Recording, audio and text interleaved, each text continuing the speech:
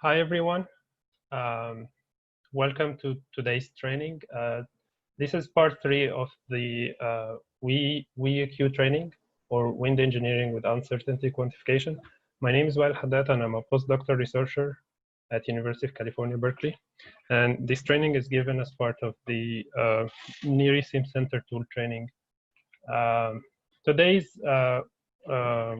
presentation is about WEQ. So there were two different parts before that. We will do a quick recap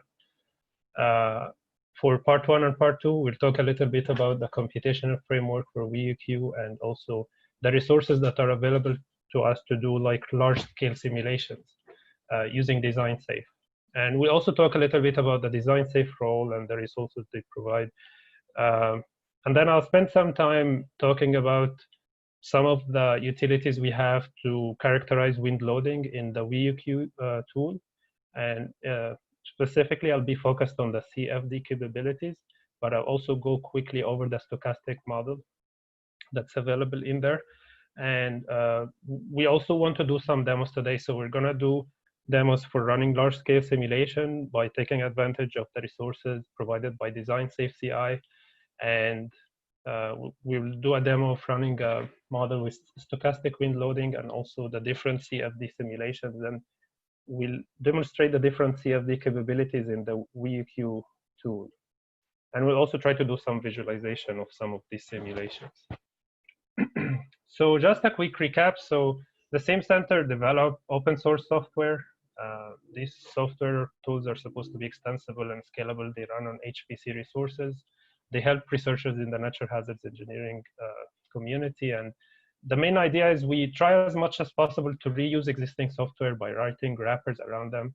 You guys might have seen this before in the previous presentations by Frank. So if there is an existing tool, we would write a wrapper around it. We have a preprocessor, a post-processor, and use it. And if there are existing databases, we also try to bring that in. And this is how our computational framework works. And particularly for WEQ, we try to combine like wind engineering building models with uncertainty quantification and optimization capabilities available in Dakota. So for instance, like some of the demos we will show you guys today, it actually combines OpenFOAM models to do CFD to represent the wind flow around the building, and it also runs OpenSeas to simulate the building response itself. And it also uses Dakota to propagate the uncertainty. And we'll see some examples of that today. But this is the main idea. So we actually develop these tools to integrate different existing tools and models together. We have actually a message board. So I just wanted to mention that if you guys have any questions or any feature requests or any bug reports, we highly recommend that you go to our message board. There is a section dedicated to wind engineering. So if you have any posts that anything that you need to post about WEQ or the TINF tool, you should post it there. Put a link in the presentation too. Just a quick recap of our user interfaces that we develop. This is how they look like for the most part for the different tools for WEQ and for other tools as well. We basically have a main input panel here in the middle, and we have a input panel selection on the left. And there's a message area at the top that gives you the status of what's running, or if an error happens or something like that. And there are some buttons at the bottom for doing the analysis. You can run jobs locally or run them on DesignSafe. You can obtain the results from DesignSafe. So we will demonstrate many of these features today. But what you see on the screen, for instance, is one of the utilities which we call the CFD Beginner or a CFD Basic utility that allow you to quickly create a CFD model and basically model the domain around the building and model the wind flow around the building. And it allows you to just quickly generate a mesh. It uses some automatic meshing tools, and this is, for instance, the interface. But most of the presentation today is about this tab that's called EVT, or the event, basically about how to represent the wind loading on the building using different approaches, and we will mostly be focused on CFD capabilities. So as part of the recap, I just wanted to put in the presentation and in the slides some links. So we will actually post a link to this in the chat window. But inside the slides, you have access to how to install this software on Windows or Mac, where to download it, the online documentation, a link to the message board, and also a link to download the examples from DesignSafe. So before starting talking about WeUQ, I wanted to spend some time talking about the role of the SimCenter and DesignSafe in the NHERI facilities, because what we will show you guys today, it actually takes advantage of both the SimCenter tools, what we developed at the SimCenter, and also takes advantage of the resources provided by DesignSafe. And sometimes there is confusion about these two projects and the role of each one of them. So I wanted just to spend a little bit explaining what are the roles of these two projects. So if you guys see the NHERI facilities, they fund they fund many different projects, and most of these projects, for the most part, they are experimental facilities. There are only two facilities that are not experimental. One of them is DesignSafe, which is the cyber infrastructure project. It's based at the University of Texas, Austin. And the other one is the NHERI SimCenter, which is based at UC Berkeley. So DesignSafe provide the cyber infrastructure. You can think of it as like a cloud platform. It provides us cloud storage. It provides us access to HPC and so on. And the SimCenter actually develops software that runs on this platform. It runs on this cloud platform. So we develop cloud-based software, basically. So this just to give you a little bit more detail. So we at the SimCenter develop cloud-enabled research tools. They are scalable to run on HPC. And we really have an emphasis on uncertainty quantification in many of these tools. And you will see that many of the tools have UQ in their names, like WeUQ, for instance, which is wind engineering with uncertainty quantification. And we interface with the resources provided by DesignSafe using a web API called Agave. So DesignSafe provides us the storage. They provide us the access to high-performance computers like Stampede 2. And we at the SimCenter develop the interfaces like WeUQ, the user interface that you will see today. And also we develop the backend, which is the software that actually runs on the high-performance computer. So this is how this works. So many of the tools you will see today and the way they work, they actually take advantage of these two different projects. In terms of our computation framework, we always like to represent it with this like set of puzzle pieces connected together. So we have things like we describe the asset like the building or the hazard, we do modeling, we estimate the response, and in some of our tools can even do damage and loss estimation or regional simulation. And in all of these stages, we try to do uncertainty quantification, and we try to take advantage of supporting databases like existing databases. So this is kind of a schematic of our general framework. And for today's talk about WeUQ, I think most of these puzzle pieces are actually part of WeUQ, except for the damage and loss and the regional recovery simulation. So we don't do recovery simulation or damage and loss in WeUQ, but we actually do describe the asset, which is a building. We do describe the hazard, which is the wind loading. We do modeling, like for instance, we can do CFD to get the wind effect on the building. And we do response estimation because we run a finite element model of the building and estimate the response. So many of these puzzle pieces are actually part of WeUQ. They are also part of other tools that we release. One really, I think, is a great advantage of this framework is its capability to run both locally. You can run a small-scale simulation on your local computer, or you can run it on the cloud on DesignSafe, and you can really scale it. You run very large simulations. So for today's demos, we'll try to do that. We'll try to run things on DesignSafe. We'll try to run large-scale simulations and take advantage of these resources that are available. So now I'm going to talk about what we're going to do today. So today we're going to try to demo, for the most part, the CFD capabilities in WeUQ. And we're going to start by one of the capabilities, which is the automatic meshing. So in WeUQ, we actually have a utility that allows you to automatically mesh the domain around the building, and it does that by using a utility called Gmesh. So it combines Gmesh and OpenFOAM to create a CFD simulation.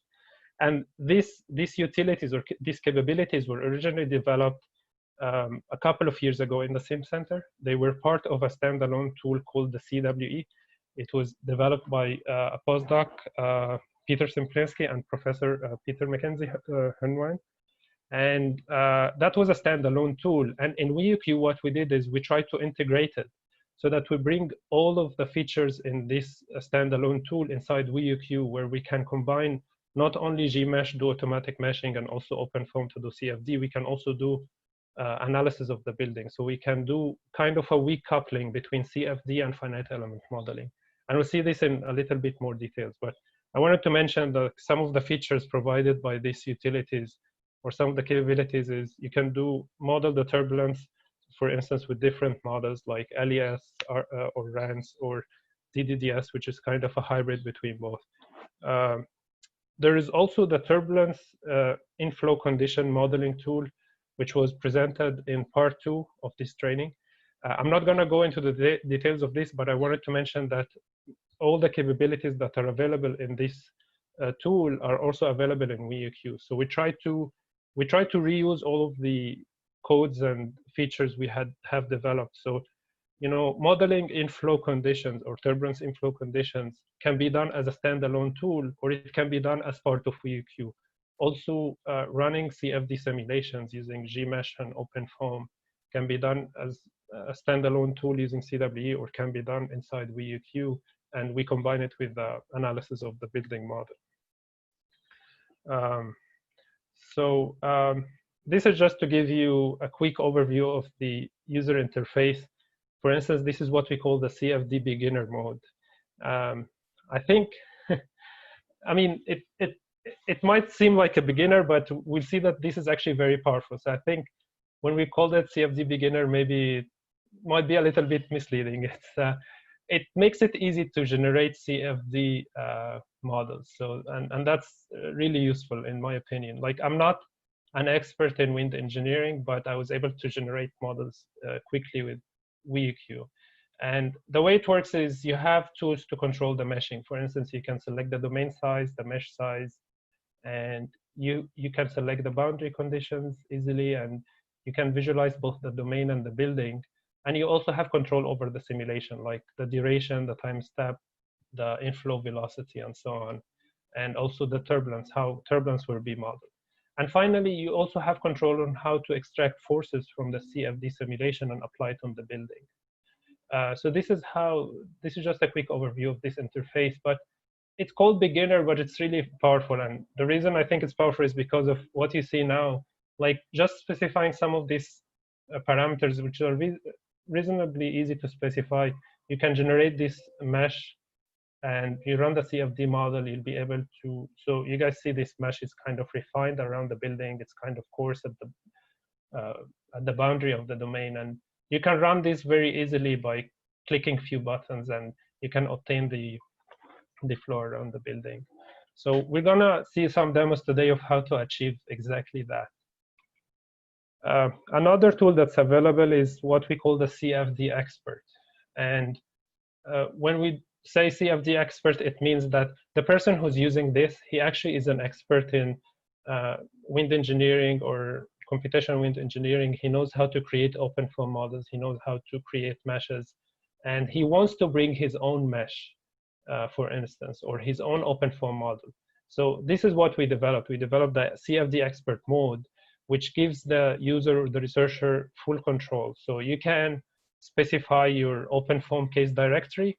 You see here, you can specify which solver you're going to use, the meshing, how meshing will be done. And again, you can still do the force calculation. You extract forces from that model and do weak coupling between the CFD model and the finite element model.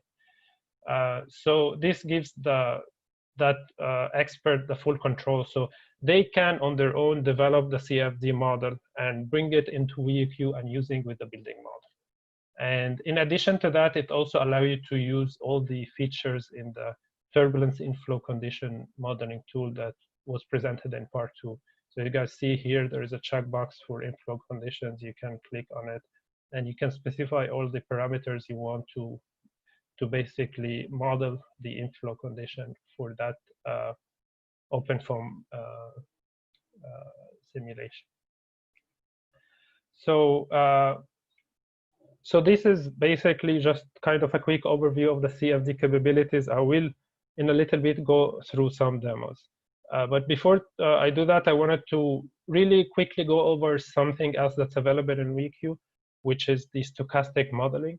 So in WeQ, there is a capability to generate wind loading on buildings using a stochastic model. And this is actually implemented as part of a library that is developed in the SimCenter. It's called SMELT, or Stochastic Modular and Extensible Library for Time Histories. And this library was developed to implement different types of stochastic models that are available out there. It actually has implementations for different models, for instance, for ground motions. And it also has one model for wind engineering at this point. But this library is extensible. It's written in C++. It's a very well-written library, and it's very extensible. So if someone out there was interested to extend it by adding more stochastic models, so it's definitely possible. You should contact the SimCenter. So I wanted to mention that, and I wanted to also put some links to the source code and the documentation of this library here if someone is interested in doing that. There is one more utility that is capable of representing wind loading in WeQ, and that's a very generic utility. So we call that the multiple SimCenter events, and this is a very generic way of specifying loading on a building, and this can be used for wind or earthquakes or any type of loading. And the way it works is you specify a JSON file with the time series of the loading, and you give it all the information that's needed, like the number of steps or the delta t and the direction of the loading and so on. So if you have another way of modeling the wind loading on a building, you can bring it into the WeQ tool using something like that, the multiple SimCenter events. So I'm going to do some demos in a little bit, but because most of the demos today is going to take advantage of some of the resources provided by DesignSafe, I wanted to spend just a little bit talking about, first of all, what is DesignSafe, what resources it's providing to us, and how the SimCenter is trying to take advantage of this, and how actually they interact together, both when you run something from the SimCenter tools, how it actually works on DesignSafe. So just a quick overview of what it provides. I mean, as I mentioned earlier, DesignSafe is the cyber infrastructure project that is funded by NHERI. It provides a cloud platform. So you can think of this, similar to many cloud technologies that you already use. For instance, you might be using things like Google Drive or Dropbox, where you have a cloud storage, right? So it's the same thing. There is a data depot in DesignSafe, which is a data storage, a cloud storage. You can store your research data there. It's secure. You can choose what to share with other people and what to keep private and so on. And it's really, really useful utility, in my opinion. And the other aspect of DesignSafe as a cloud platform is the compute. So it actually gives you access to computational power, such as the Stampede 2 HPC. It is supposed to soon give us access also to Frontera. And these are really powerful high-performance computers. I mean, what you see on the right-hand side here is the list of top 500 HPCs in the world, and Frontera is ranked number 5, and Stampede 2 is ranked number 18. So these are really powerful computers that we have access to just by signing up to DesignSafe. And also, when you're using the SimCenter utilities, if you have a DesignSafe account, you have access to these resources, and you can run large-scale simulations there easily, as we will show in the demos. So in our tools, we have these two buttons at the bottom, which are Run at DesignSafe and Get from DesignSafe. So Run at DesignSafe allow you to start a job. So it basically, when you click on it, you will be able to specify the name of that computational job, the number of nodes, or like the number of computers that will be used to run the simulation. Also, how many processors are available in each computer, and the maximum runtime, like how long do you want to kind of reserve this nodes or computers. So on the Stampede 2 HPC, the default compute nodes that you get are actually powerful. I mean, they have 64 processors. Although like each one of these processor is slow, they are slower than most of like, I would say, current computers that we use. But because you have 64 of them, if you run a lot of computation in parallel, it will actually run much faster. So this is really a very powerful resource, in my opinion.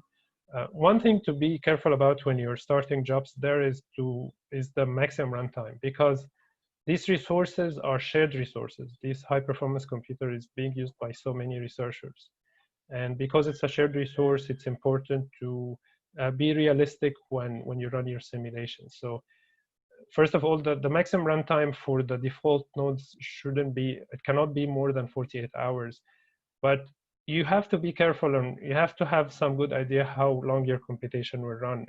If you specify a very short time, then you start the job and the computation may not finish, and basically the job times out and you don't have your results. If you specify it to be too long, you might end up waiting in the queue for a long time, because it's a shared resource. They won't be able to give you computational resources for a long time until others have finished their simulations, for instance. So these are just something to keep in mind, and we'll see this a little bit later when we're starting some of these jobs. But what I'm showing you on the right-hand side here is when you click on Get from DesignSafe in our tools, you will be able to list the jobs. So you see me, I've been running so many simulations here: CFD Basic, CFD Expert, and different turbulence models, different time steps, and so on. Some of them failed and some of them succeeded. So we'll see some of this today. But basically, you do that, you do Get from DesignSafe, you're able to see the list of jobs that you had run before, and you can load the results from these jobs. So I just wanted to spend just a little bit talking about how the job actually runs. When you run any of our tools, I mean, WeUQ is here as an example, but actually this applies to all the other tools as well, because we use the same computation framework. Usually what it does is it generates some input files. And in that case, it generates an input file for Dakota to do the uncertainty quantification. And it generates a compressed template folder. We call the template folder. And it passes this to Dakota. And Dakota runs. It takes this template folder, it copies it, it generates one working folder per sample. And it will run the simulations and gives us the output in a tabular form in a file we call dakota.dab.out. And we will see this in some of the demos too. So this is generally how it works when you run locally. Now, if we want to run on DesignSafe, now we have these resources accessible by DesignSafe, like the storage, the compute power, and so on.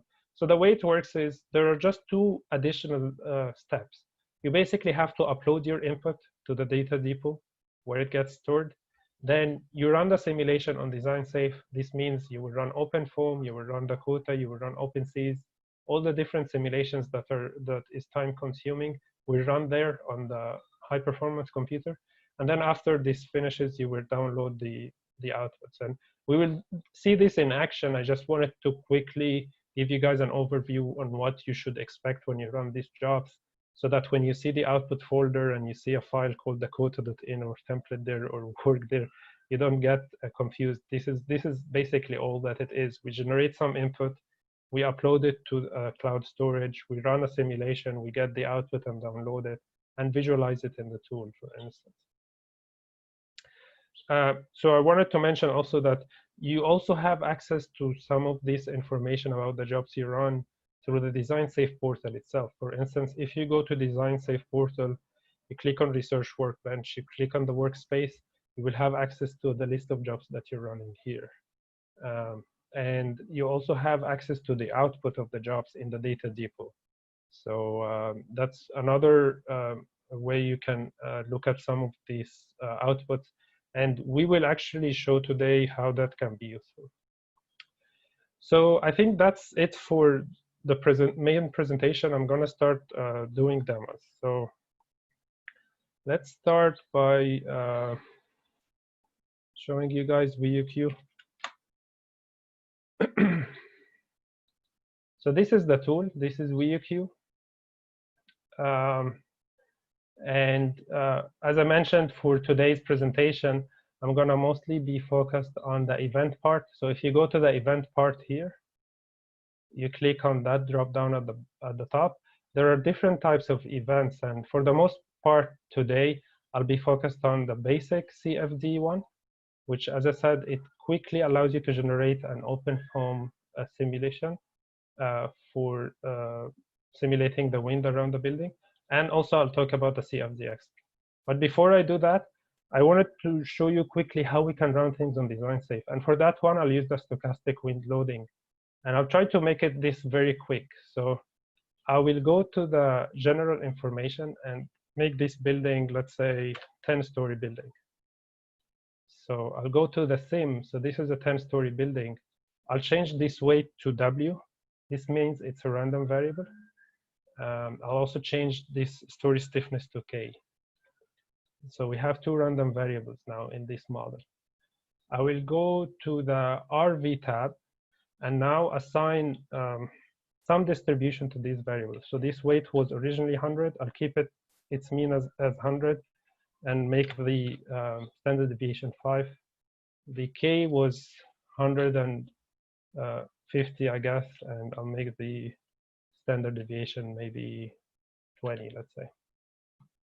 So now we have a model. We have a model of a 10-story building. We have chosen to generate loading on it using the stochastic loading model, as I mentioned earlier. So you can specify the exposure condition, the gust wind speed, and the direct coefficient for that. And also, we will do uncertainty quantification. I'm going to choose to run 128 samples here and run this with the quota. And that's pretty much it. I mean, there are other tabs here for specifying the finite element model, the EDPs, but I think Frank went through that. The only thing different from what Frank demonstrated is he was on part 1 of this tool training, he was demonstrating how to run this locally. But for me, instead, I will run this on DesignSafe. So I'm going to click on Run at DesignSafe. It will ask me to log in. I will log into DesignSafe, and it will take a little bit.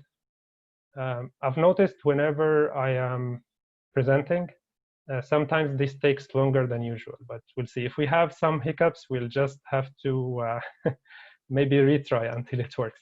So as we've shown earlier, you click on Run in DesignSafe, and it gives you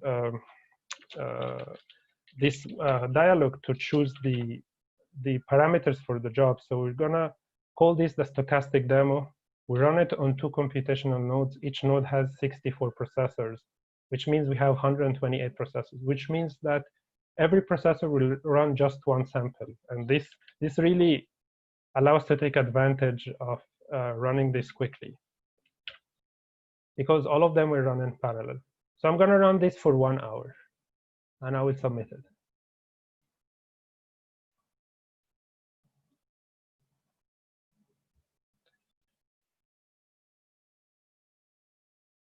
OK, so it said now it successfully started the job. If you click on Get from DesignSafe, you will see a list of jobs here that I ran previously, and you see this new job that says processing input. This is the job that we just submitted. Now I won't wait for this to finish, because this might take, I don't know, maybe 15, 20 minutes. So instead, I have already ran a similar job. So I'm going to just retrieve the data from this job.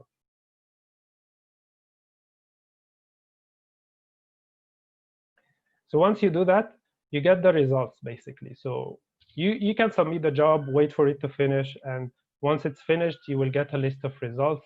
This is a summary of the results. This actually gives you all the different EDPs that were specified. And in that case, it's giving you the drifts, the accelerations for each floor. And it gives the peak floor acceleration, the RMS of the floor acceleration, and the floor drift and the interstory drift.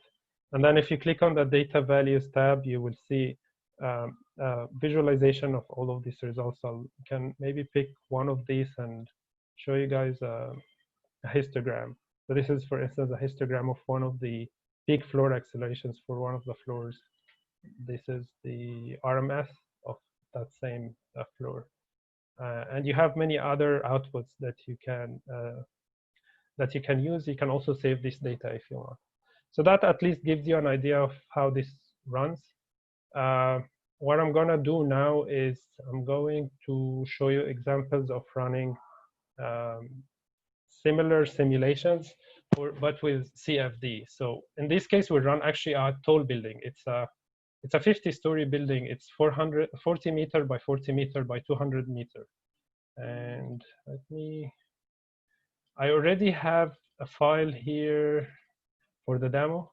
So we have a file for CFD Beginner, a file for CFD Expert. And these 3 files are actually files that you can load into the interface, and it sets the input parameters quickly. So we put this in the training material. So if you guys want, you can just download these 3 files and load them into WeQ, and it will set up all the input parameters for you. So I'm going to do the CFD Beginner one. I'm going to go back to event and show you guys. This is basically the domain that we specified here. So this, as you can see, it's a 40 meter by 40 meter by 200 meter height. This is a tall building. If you go to general information here, you will see the dimensions. So this is in meter, 40 by 40 by 200. This is the model we used. And we specified in that case also the weight and stiffness to be random variables. And the event comes from the CFD basic, which quickly generates a CFD simulation. And it allows you here to specify the size of the mesh on the building, the size of the mesh on the domain boundary. For instance, if I zoom in here, you will see this. This represents approximately what is the size of the mesh on the building side. So this is how big it will be. And this is the size on the boundary side of the domain. And you specify the boundary conditions. We run this for 120 seconds. We'll use a 5 millisecond time step, and we can run it on multiple processors. I'll choose actually maybe 16 processors here, and we can choose the turbulence model and so on. So I'm gonna again run this job, and we have all the inputs set up to run it. So I'll call this the CFD easy demo. So I'll run it on a single node with 64 processors, and I'll let it run for maybe 3 hours. So because this will take like 2 or 3 hours to run, I won't be able to wait till it finishes. But what I'm going to show you guys in a little bit is the same job I already submitted earlier today, and I'm gonna get the results from that job.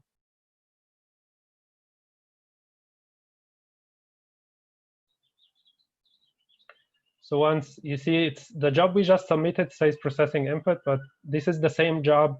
I loaded the results from a job with similar inputs that I ran earlier. It took around 2.5 hours. And this is relatively a coarse mesh for CFD, but you know, that's okay just to demonstrate. But I'll show you some of the drifts, for instance. This is the 50th story, and the drift there is, you know, 18 centimeter or something. And there's a distribution too, you know, you see like the histogram of all the samples. So we're actually propagating the uncertainty in the building model properties through these simulations, which I think is a really powerful tool. It provides a lot of capabilities. So I'm gonna actually load one more thing, which is the CFD Expert. So we've loaded that now. So when you specify a CFD Expert, as I said, you need to specify, we're assuming you're the expert in CFD, so you already have an OpenFOAM case that you uploaded to DesignSafe. So you just need to specify to us the location of that case and how we're gonna run it, like the solver, the mesh, and the how the force will be extracted from it, and on using how many processes we will run it. And we provide some samples for this. So if you load the file that I showed earlier, the JSON file, it will already specify the case that we put in the community folder for you guys. So you can just use that case. But if you are a CFD expert, you have your own model, what you need to do, you need to click on Browse. And this will allow you to navigate the DesignSafe data depot from here.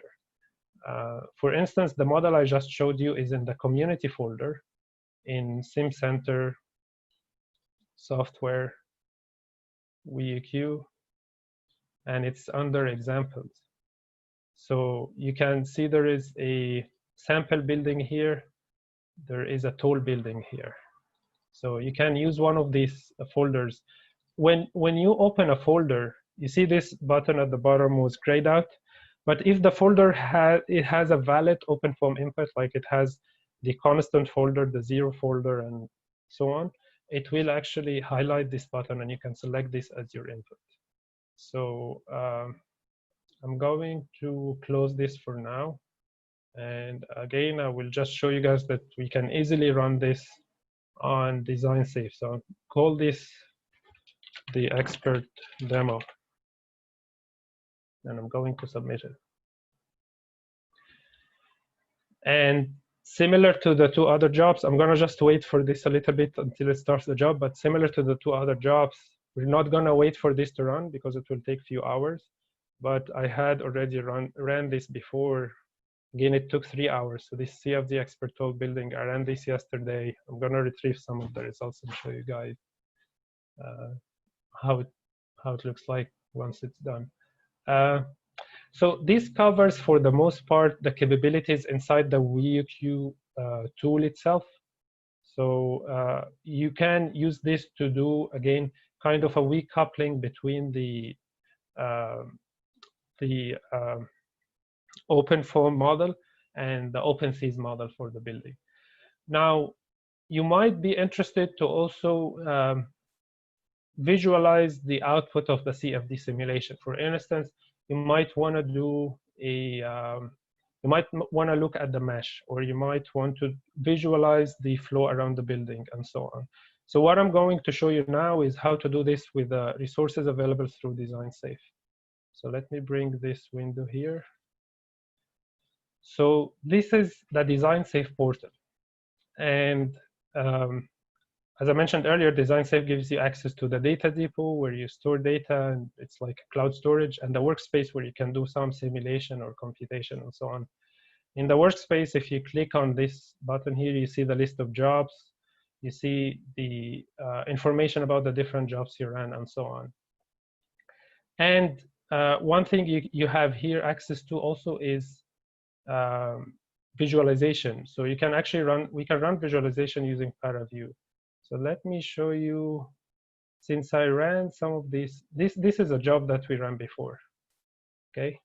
If I click on the job and I click on view output, in the output here, you will see this compressed file called sim. This is actually the output of the OpenFOAM simulation. So what we can do now is, I'll show you guys that we can easily use ParaView and DesignSafe to visualize this output. We'll be able to visualize the mesh, we'll be able to visualize the flow, and so on. So try to do this demo quickly. So to do this, when we click on a visualization here, we click on ParaView. There are 2 options we have. There is ParaView and there is ParaView Express. For today's demo, I'll use ParaView Express. The first one is actually runs in parallel. So if you're gonna visualize a lot of data and you want to use parallel computation for that, then this is the one you should choose. For today's demo, because the mesh is coarse, I'm gonna choose the ParaView Express, which should get us hopefully started quicker. And I'll reserve this for 30 minutes. I'm gonna click on run. And what happens here is, let's see. So what happens here, it starts a job. And if you actually look at the description of this, it says it runs an interactive ParaView desktop session on a virtual machine. It actually starts a virtual machine, a very small virtual machine, and it gives you access to that machine. So you will see the status update here that it's starting the machine, it's submitting the job. And once it's running, you can actually connect to it. But I usually just wait for a little bit. You will see DesignSafe actually notifying us that we can connect, but I usually just wait for like 5 or 10 seconds, because what happens is this virtual machine starts, and sometimes if you try to connect to it right away, it's not ready yet. So I just wait till I feel like, okay, maybe that's enough. Maybe ParaView is already running, and then I'll try to connect.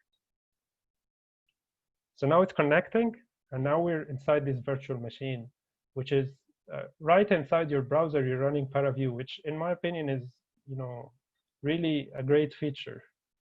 So this is the virtual machine running. This is ParaView running here.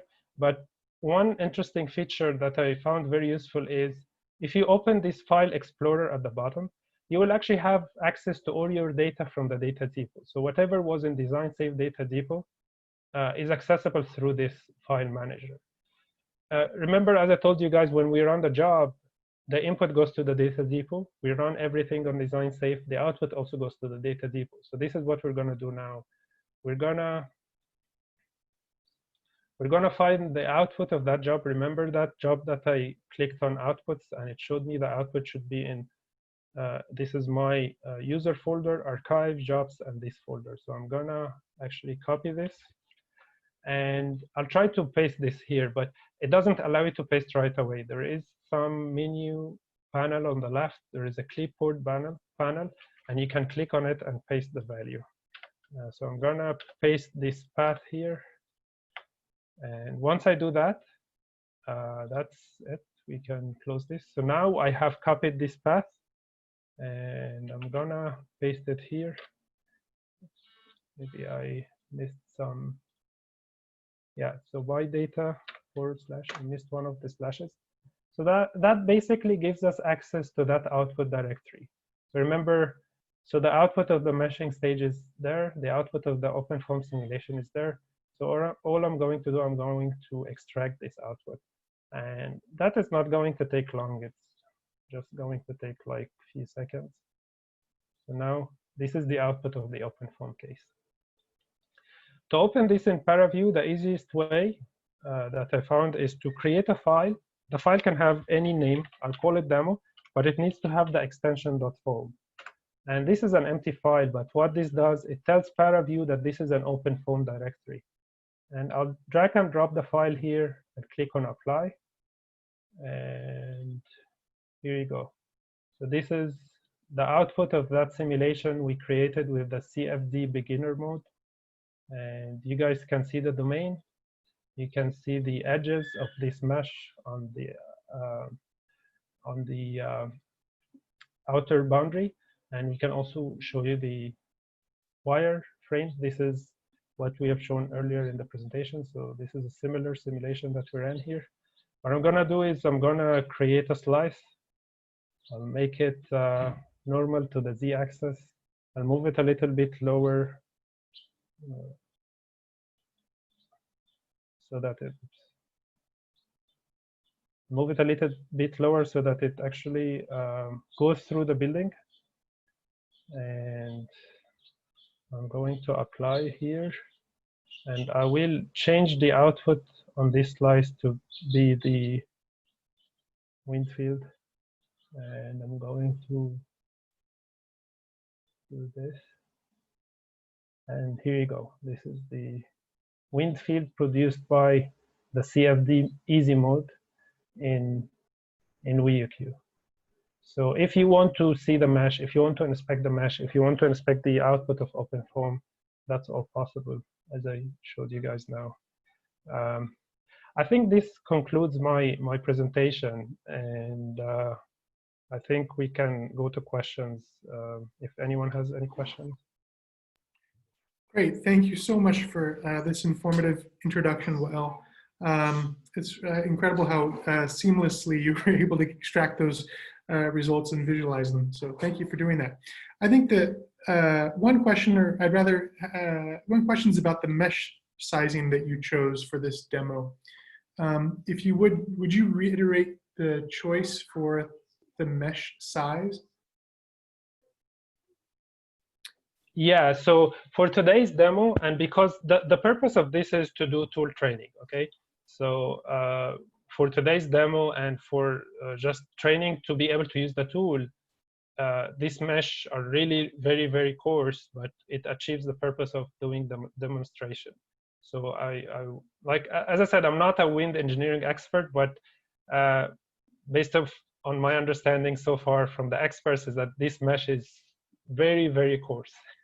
Actually, this is what I called the JSON file originally, a very, very coarse mesh. Okay. But for demonstration purpose, I think that works. But for sure, well, the nice thing is all it takes to change the mesh. I mean, we're gonna change it now. We can change this to 0.5 meter and 5 meter, and that's it. And we can just click on run and submit another job. Maybe this runs for a couple of days. But because we wanted to do the tool training and we also wanted people to at least be able to use the tool and be able to run a simulation, and we even moved the office hours because of that, because if the office hours is in 3 hours, we won't be able to run even the course mesh. So I think being able to run a couple of course meshes and maybe experiment a little bit, because each one of these simulations takes few hours with the course mesh, then it makes sense to have the office hours on Monday. But again, this is not, I'm not saying that this is a good OpenFOAM mesh. I mean, meshing for OpenFOAM is very critical. It's very important. Even automatic meshing might be a little bit controversial. A lot of people like to have control over the mesh. If we go and look at, for instance, the OpenFOAM mesh for the expert model, you will see that it's a structured mesh. It's not an unstructured mesh like the one generated with Gmesh. And it's developed with a lot of care, basically. It's very fine, close to the building, and it's refined really very carefully. So if you want to do this, the good news is you have access to this using the CFD Expert. You can have full control over the mesh. You can bring your own mesh, and you can just combine it with the structure modeling here using OpenSeas. Okay. The next question is, how was the wind load obtained from the CFD imposed onto the finite element building model in WeUQ? Yeah, that's a really good question. So as I mentioned earlier, at this stage, the coupling we do, it's a weak coupling, which means we run the CFD simulation with a bluff body, which means in the CFD simulation, the building is modeled as a fixed boundary. It doesn't move.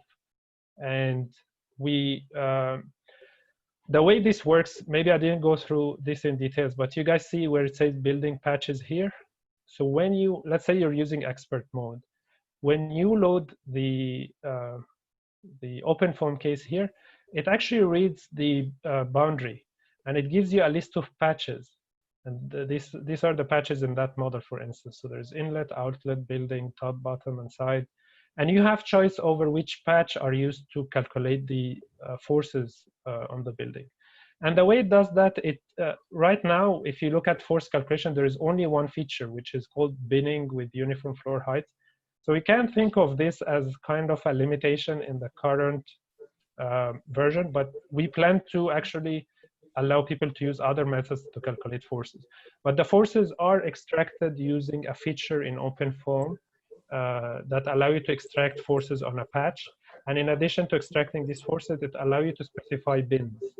So that means we're taking the forces on the whole building, and we are basically binning them with uniform floor heights. So each floor height will have a separate force. This is how the force is extracted. So it's extracted with the utility that's built into OpenFOAM.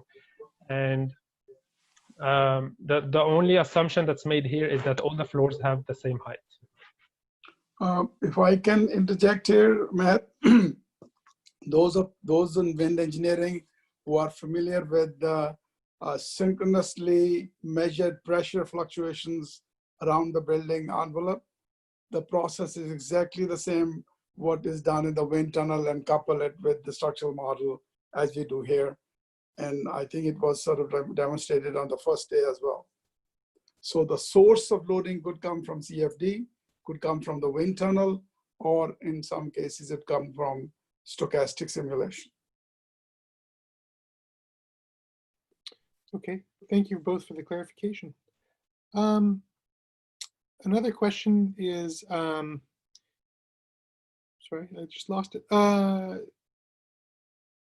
In post-processing, how do you tackle the issues of multiple time series? So are you able to visualize different runs? Are you able to combine a time series for the force of force in a particular direction at each sample, or do you look at the mean of different time series across samples? Yeah, so I think, so what you see here is the different samples. So this run number at the beginning, this is the number of samples. And if you have multiple time series, like when we run the stochastic, you will also have different kinds of event tags here as a column. So for if I understand the question correctly, if you have multiple time series for the loading, you will have building response for each time series. And so when you, for instance, when we show the floor drift here, for instance, this histogram is based on the samples that comes from each run. And if we have different time series for the loading, then, and we assume this is the uncertainty in the loading, then each sample will be based on one of the time series. And I'm not sure if this is the right answer to the question, or if I understood the question correctly, but if that's not what you were asking for, we can follow up on it. Sure. So then we have a couple other questions about meshing, a popular topic today. Can you elaborate a bit more about the automated meshing? I think the question about it, the question is asking about the particular mesher that is used. Yeah, the mesh that is used is called Gmesh, and it's an open source mesher. Let me try to bring it up here. It's actually an open source mesher, this one. And it creates a tetrahedral mesh. The nice thing about it, it's an unstructured mesh, it's tetrahedrons, and the nice thing about it is you can, use it with any geometry. It doesn't matter how complex that geometry is. Actually, like the version we showed today of this VUQ running, we assume the building is a rectangular prism, but there are capabilities in there to use any type of geometry. It can be more complex. So that's something we will start adding in the future, where the user can bring in the geometry of the building, a more exact geometry, and then Gmesh will be able to mesh around that geometry. But yeah, the mesher is called Gmesh. That's, if you go to gmesh.info, GMSH. Thank you. There's another question about meshing.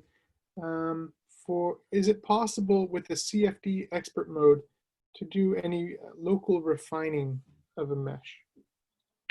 So when you use the CFD expert mode, you are in full control over the OpenFOAM case. So all that we need from you is the location of the case. So you, as the expert, you generate the OpenFOAM input. So if there are any features in OpenFOAM that allow you to do refinement, I don't know what measure you're using, but this allow you to use either a block mesh for meshing, snappy hex mesh, or even a user provided mesh. So you have full control over what you want to do with the mesh. In other words, if you have separate tools that you will use to refine the mesh, or change the mesh, or whatever you want to do with the mesh, you can bring these tools, use it, and you just need to choose the proper entry here, whether you're choosing block mesh or snappy hex mesh. These are meshing tools that comes with OpenFOAM, or you have other way to do the mesh. So we don't, when in the expert mode specifically, we try to give the researcher or the user the full control. We don't really, so these two modes are, they cater for the two different kind of extremes. It's either you're very expert, you know what you're doing, or you're a beginner and you want help with generating the mesh and everything. In terms of refinement in the CFD basic mode, so there is so the first stage of this is you can do, you can specify the size on the building side, and you can specify the size on the boundary side, and you guys have seen that It's much coarser on the boundary, and it's kind of finer towards the building. And there is a way here to specify subdomains. So inside the domain, you can specify up to 3 subdomains with different mesh sizes. But honestly, so far we haven't been able to achieve good results with using subdomains. So I would consider this subdomain feature to be still experimental. Yeah, but if you're using the expert, then and you want to do refinement, if you're the expert, then you should do it. You should refine the mesh. Actually, let me show you something. So I told you guys so we ran an expert mesh today. I'll show you on my local computer the mesh. So this mesh was generated by Jay, who gave the part 2 of this training. And Jay is an expert in CFD, so he knows how to generate these meshes. So this is the mesh he generated. I'll show you guys that it is actually refined towards the building. So in other words, you're using the expert mode. Again, you have full control. So this is the mesh. And you can see towards the building here, it's very, very fine. Not sure if you guys can see that. But you see here, at this part where the building exists, it's very fine. At this part where the building exists, it's very fine. So you see this like kind of bands of refinement for the location of the building. So in the building location, the mesh is really, really fine. At the edges, corners of this boundary, it's coarser. So yeah, so that's what you can do with the expert mode. You have control over the mesh. Great, thank you for that explanation. Well, can you use the Turbulence Inflow tool that was demonstrated yesterday with WeUQ? Yes, so you can use it here. If you click on Inflow, so it will show it's stuck a little bit because it's downloading the file. It will show you the inputs for the turbulence inflow.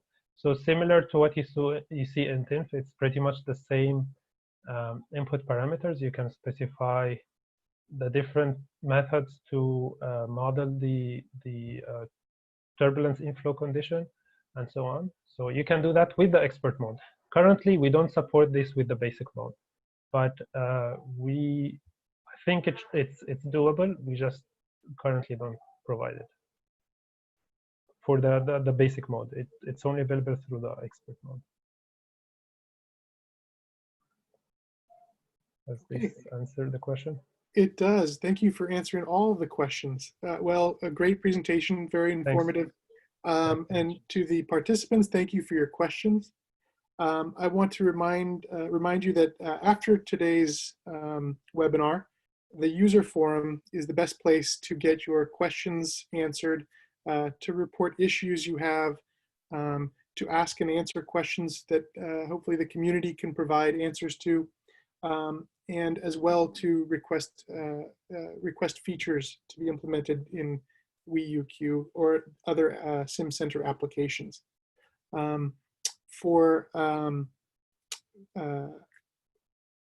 Yeah, so I think if you have questions or feature requests, the user forum is the place where we'd like you to direct those.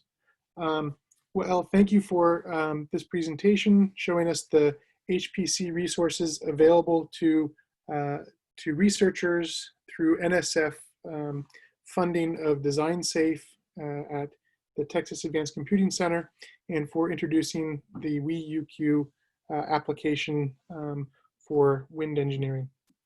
This concludes day 3 of our tool training. Thank you to all the presenters and for all the participants, and we look forward to seeing you in the user forum asking and answering questions. So thank you very much. Thank you, Matt.